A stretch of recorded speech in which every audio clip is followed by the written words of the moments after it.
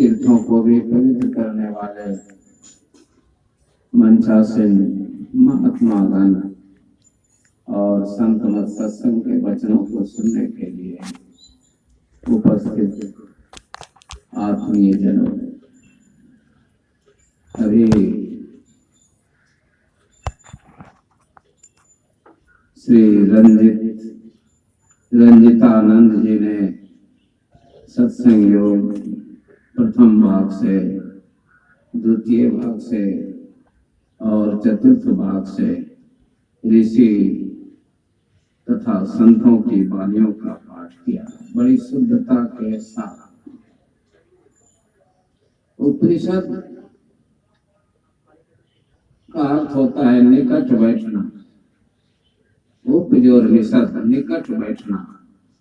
प्राचीन काल में ऋषियों के निकट बैठकर जो अध्यात्म ज्ञान शिष्य या कोई व्यक्ति सीखता था, वही ज्ञान उपनिषद कहलाया। उपनिषद में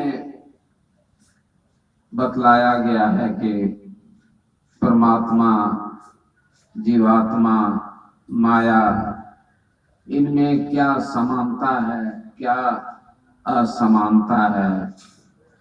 मनुष्य प्राणी जन्म मरण के चक्र में पड़ा हुआ है। जन्म मरण के चक्र से छूटने का उपाय क्या है?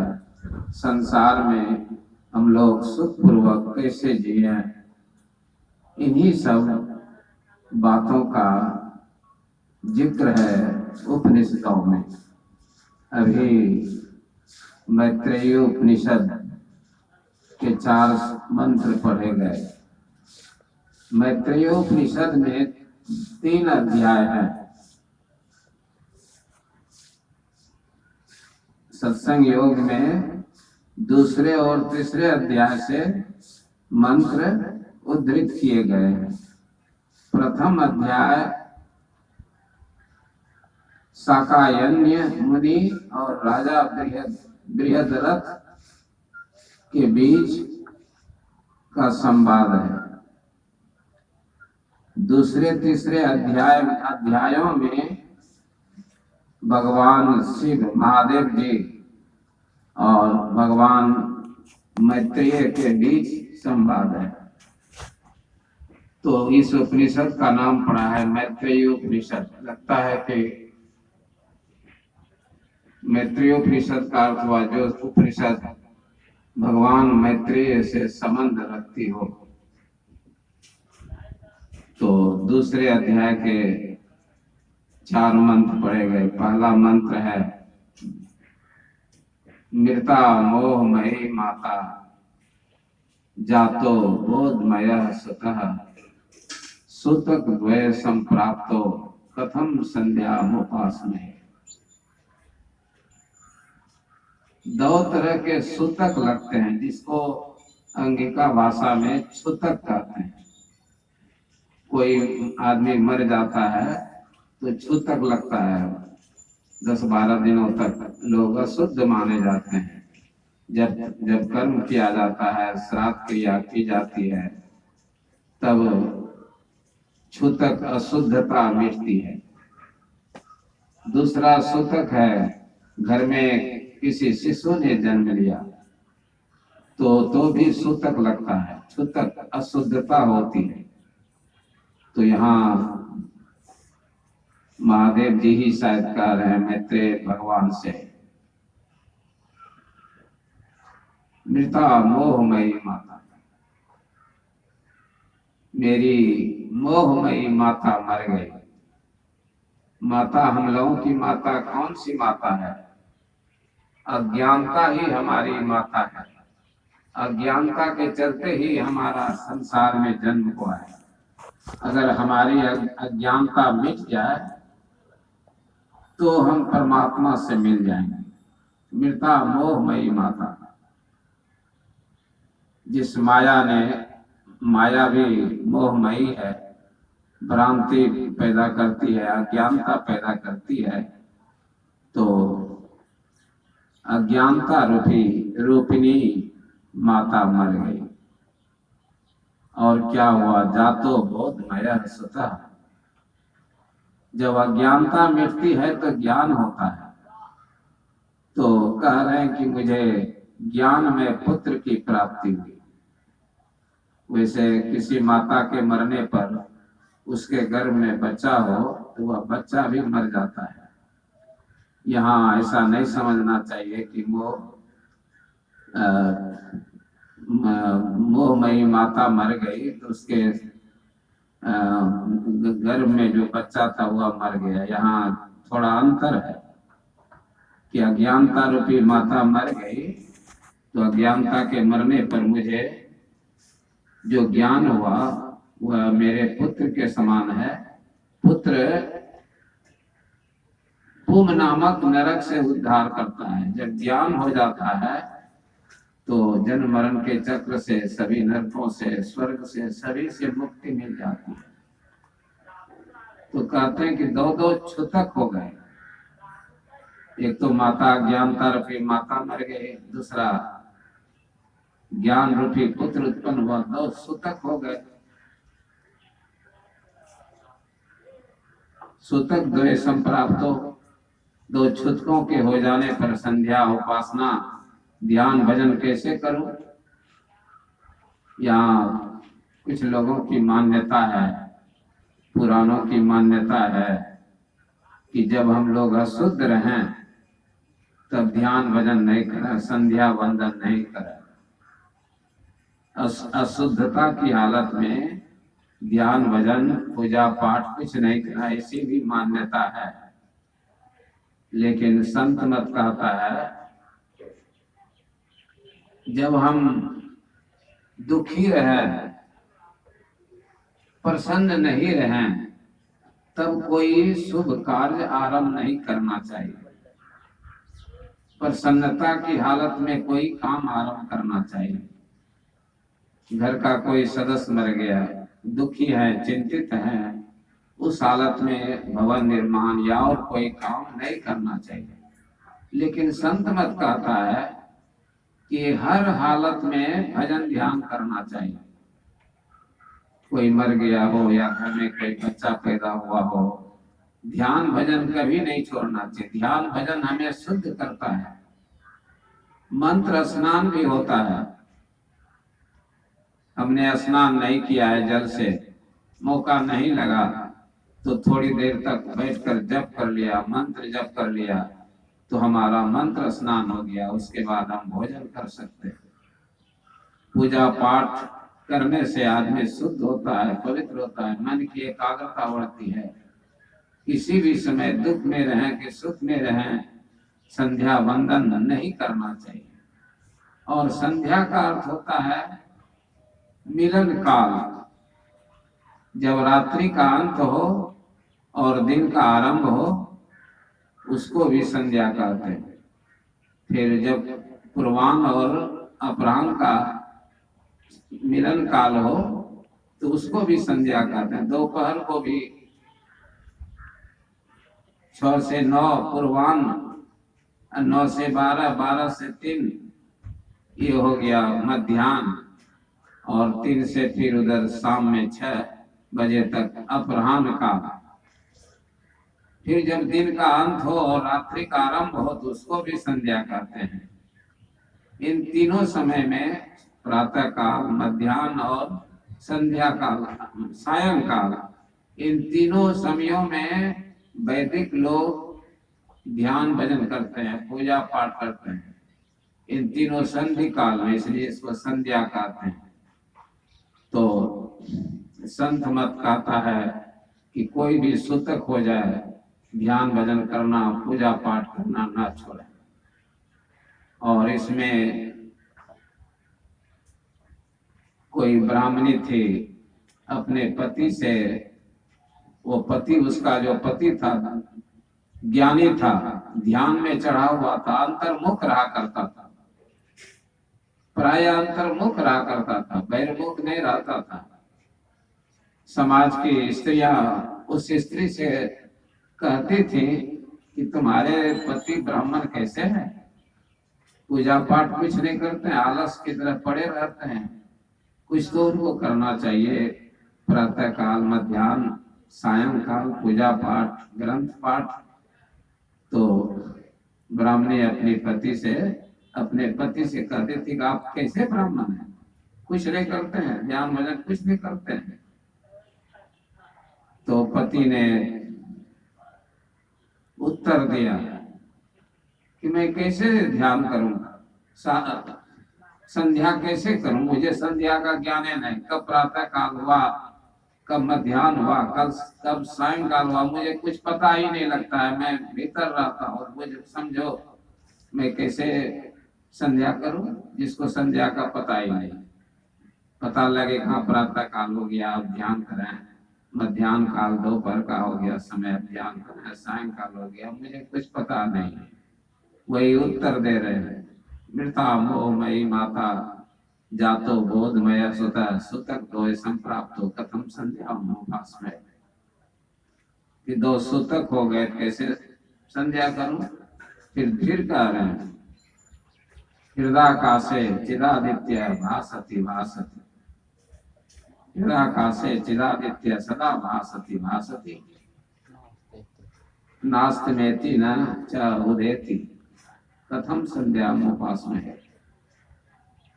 कहते हैं कि मेरे हृदय रूपी आकाश में हमेशा सूर्य चमकता रहता है, और वह सूर्य न अस्त होता है, न उगता है, न उगता है, न डूबता है।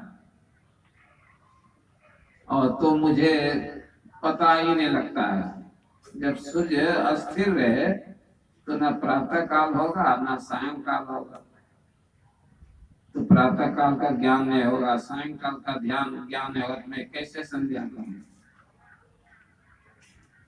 वह सूर्य भीतर में दिखाई पड़ता है, त्रिकुटी में सूर्य उदय हो। त्रिकुटी में जब साधक जाता है तो सूर्य के दर्शन होते हैं, और उस सूर्य का प्रकाश बाहरी सूर्य के प्रकाश के सामने फीका है, अंधकारवत। अगर भीतरी सूर्य के सामने इस सूर्य को लाया जाए तो यह अंधेरा जैसा मालूम पड़ेगा, इतना तेज प्रकाश है। लेकिन तेज प्रकाश रहते हुए भी प्रकाश में शीतलता है, हृदय जुड़ा जाता है, सुख मिलता है। तो वही कह रहे हैं कि चिदादित्य चेतनमय सूर्य है, चिदादित्य हृदय आकाशे, मेरे हृदय रूपी आकाश में चिदादित्य सदा भासति भासति, हमेशा होगा हुआ रहता है। सूर्य दर्शन जिसको होता है, आंखें बंद करता है, हमेशा सूर्य दिखाई पड़ता है। और वह सूर्य न उदित होता है, न अस्त होता है। पत्नी से ऋषि कह रहे हैं कि कहो मैं कैसे संध्या करूं। संध्या का मुझे ज्ञान होता न, प्रातः काल हुआ, दोपहर हुआ, सायंकाल हुआ, इसका मुझे ज्ञान ही नहीं है। मैं संध्या कैसे करूं, उपासना कैसे करूं। तो यह आंतरिक साधना में जो बढ़े हुए लोग होते हैं उनकी बात है। लेकिन भगवान श्री कृष्ण कहते हैं कि आप साधना में पूरे हो गए हैं, आपको ईश्वर की प्राप्ति हो गई है, कोई कमी नहीं है, फिर भी आप सत्संग कीजिए, ध्यान कीजिए। इसलिए कि आपको देखकर लोग भी ध्यान करेंगे, सत्संग करेंगे। आप ध्यान भजन करना छोड़ दीजिएगा, अगर हमको कुछ नहीं करना है, मैं पूरा हो गया हूँ, तो समाज के लोगों को, संसार के लोगों को आपके चरित्र से शिक्षा नहीं मिलेगी। बड़ों की नकल करते हैं लोग। अगर गुरु महाराज ध्यान नहीं करते, सत्संग नहीं करते, तो हम लोग तो और नहीं करते। तो पूरे हो गए हुए जो संत हैं उनको भी लोगों को अच्छे मार्ग पर प्रेरित करने के लिए ध्यान भजन सत्संग करना पड़ता है। अगर वे ऐसा नहीं करते हैं तो वे संसार की हानि करते हैं, संसार की भलाई वे नहीं सोचते। संसार की भलाई सोचते तो वे भी लोगों के साथ बैठकर ध्यान करते, सत्संग करते। तो ये अनुचित काम है, वो दूसरों की भलाई का कार्य करना चाहिए। उसके बाद तीसरे मंत्र में कह रहे हैं, एक मेवा द्वितीयम यद गुरोर वाक्येन निश्चितम एत दे कांत मित्युक्तम न मठो न वनांतरम। कहते हैं कि गुरु के उपदेश से, गुरु की युक्ति के अनुसार अभ्यास करने पर जब शिष्य को यह ज्ञान हो जाए, एक मेवा द्वितीय यद, संसार में एक ही एक परमात्मा है, दूसरा कुछ नहीं है। हम सृष्टि के अंदर रहते हैं, सृष्टि में विविधता है, अनेकता है, एकता का ज्ञान नहीं होता। परमात्मा जब साधक ध्यान में आगे बढ़ जाता है तो परमात्मा की प्राप्ति होती है, तो सब में परमात्मा ही परमात्मा देखता है। भूतेषु विचित्र धीरा, सभी प्राणियों में एक ही आत्मा के दर्शन करते हैं। एक परमात्मा के सिवा उसे कुछ भी दिखाई नहीं पड़ता, कुछ भी अनुभव नहीं होता है, कुछ भी साक्षात नहीं होता है। कहते हैं कि यही एकांत है। संसार में एकांत कहीं नहीं है, न मठ में एकांत है, न जंगल के किसी प्रदेश में। जंगल में जाएंगे, पेड़ पौधे हैं, पशु पक्षी हैं, तो एकांत के कहाँ हुआ? मठ में बैठे हुए हैं तो मठ है, मंदिर है, आसपास घास वृक्ष हैं। मठ में बैठे हुए हैं तो आपके मन में तरह तरह की बातें आती हैं। जंगल में भी बैठे हैं, मन संकल्प विकल्प कर रहा है, तरह तरह की बातें आती जाती हैं, तो एकांत कहाँ हुआ? एकांत का अर्थ होता है जब अंत में एक ही एक रह जाए। एकांत, एक जोड़ अंत, जब अंत में एक ही रह जाए तो एकांत है। तो सृष्टि के ऊपर जहाँ परमात्मा के सिवा और कोई नहीं है, एक ही एक परमात्मा है, तो परमात्मा का पद ही एकांत पद है और दूसरा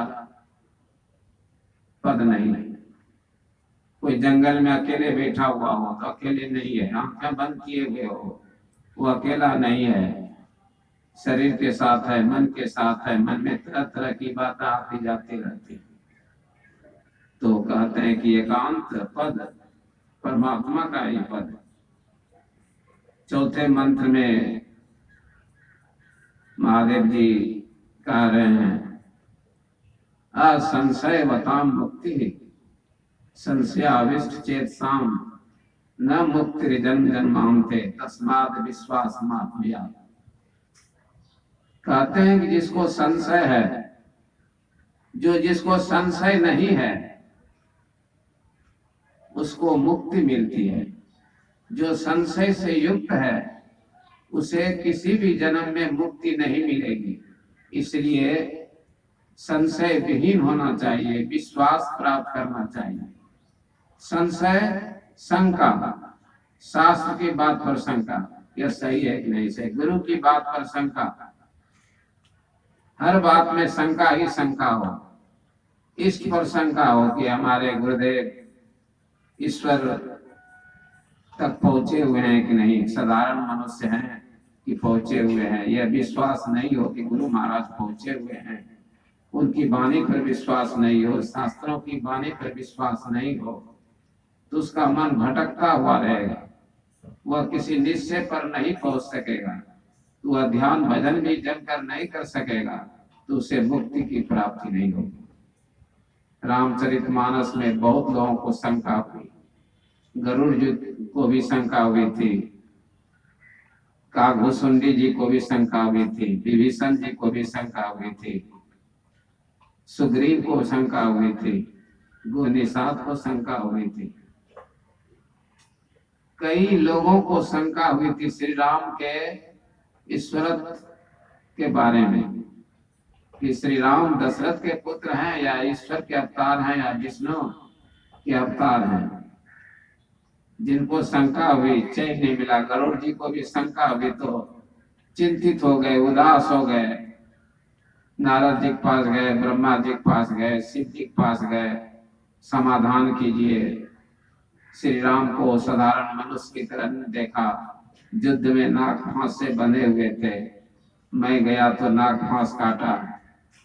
साधारण मनुष्य का व्यवहार, कहा जाता है कि भगवान विष्णु का अवतार हैं, तो कहाँ कोई शक्ति देखी। शंका उठी, विक्षिप्त हो गए। जब तक आदमी की शंका का समाधान नहीं होता है, अशांत होता है, चित्त मन नहीं लगता है, भजन ध्यान में भी मन नहीं लगता है। काकभूषुंडी जी ने रामचरितमानस की कथाएं सुनाई। जब शंका दूर हुई गरुड़ जी, तब स्वस्थ हो गए और तब वैकुंठ चले गए। तो कहते हैं कि असंशय बताम मुक्ति, संशयाविष्ट चेतसाम न मुक्ति जन्म जन्मांते, तस्मात् विश्वास मात्मया। श्रद्धा उत्पन्न करनी चाहिए, बिना श्रद्धा के भक्ति नहीं होती। तो समय पूरा हो गया, मैं अपनी वाणी विराम देता हूँ। बोलिए श्री सद्गुरु महाराज।